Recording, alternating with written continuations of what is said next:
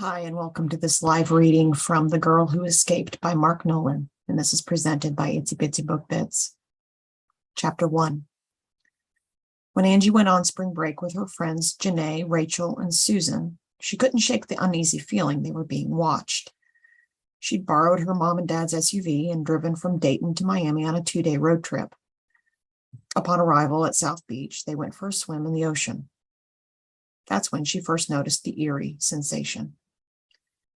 Angie's friends didn't share her concerns. They pleaded with her to loosen up and have fun. And she did enjoy herself during the daytime. She loved Ocean Drive in the heart of the entertainment district. It had Art Deco buildings in pastel colors, boutique hotels, sidewalk cafes and restaurants, beaches filled with cute guys, the beautiful turquoise ocean, and much more. The fun in the sun mood changed at night. Angie didn't feel safe after dark when huge crowds gathered and blocked the street. Hundreds of college students and locals partied and drank from illegal open containers while speakers blasted loud music. She'd heard that South Beach, Miami nightlife during spring break has never been for the faint of heart, but to her it felt like a wild rock concert with no security staff to check attendees for smuggled liquor or weapons. One evening, 2 drunk Cuban guys, happy to be free in America, climbed onto the roof of a parked police car and stood there drinking beer from red Solo cups, smoking a joint, and shouting, "Coño!" Angie's friends loved the wild crowds, but she felt vulnerable and was always looking over her shoulder. The street parties continued on past closing time every night. When alcohol was no longer served, people brought out their own coolers full of beer and cocktails. The police tried to maintain order, but it was like herding drunk cats. On Angie's last night in Sobe, she again had this disturbing feeling of being watched and maybe followed. Was it only her imagination? A young policeman walked past the outdoor bar where she sat with her friends. She gave him a thankful wave, and he stopped to chat for a minute. "You folks might want to go back to your hotel before the bars close and the crowd gets out of hand. Last weekend, somebody fired a gun, and people stampeded in all directions. We were lucky no one got hurt." "Thank you, officer. We'll be going soon," Angie said, hoping her friends would agree.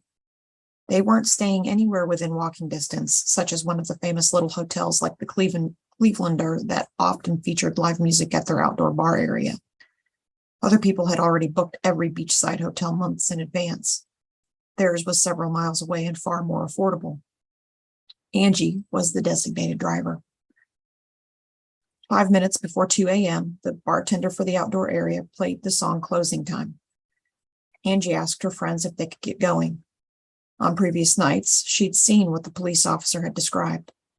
Some of the crowd would become restless when alcohol was no longer for sale, and when those who'd brought their own drinks didn't have enough to share with the massive group. She and her friends had always left the party when it started getting crazy, but it was their last night of spring break, and her friends didn't want it to end. The server approached them dressed in khaki slacks and a white shirt embroidered above the pocket with the bar's name. He was easy on the eyes, had a disarming smile, and carried a serving tray that held brightly colored gelatin shots in small plastic cups. "Some preppy guys are buying around for all the ladies," he said. "This is your last call for alcohol." As he handed out the free drinks, he revealed a tattoo of a slender chain bracelet around his wrist that included a little padlock. Angie felt a weird vibe from the server, especially after politely declining a shot. "No, thank you, I'm driving." "Well, aren't you a good girl?" he said in a mocking tone, with an unsettling look in his eyes. Angie's muscles tensed, but then he walked away, handed out more shots, set his tray on a table, and disappeared into the crowd. She figured his shift must be over. Janae said, "These jelly shots taste like candy." Rachel joked, "But my grandma said I should never take candy from strangers." Susan fanned herself. "It's okay if the stranger is man candy. Where did he go?" The 3 of them laughed a little too loud. As the bars closed all along Ocean Drive, their patrons filled the street and the crowd swelled. 2 young men got into a wrestling match. Spectators formed a circle, egging them on and placing bets. Angie stood up. I'm leaving right now. Come with me if you want to ride, otherwise good luck finding an Uber. Her friends didn't argue. They were all feeling the effects of that last drink and saying it was a strong one, probably made with high-proof alcohol like 151 rum or Everclear. The foursome walked for several blocks, winding their way through the crowds to the parking lot where Angie had left the SUV, and where the kidnapper was waiting to attack them.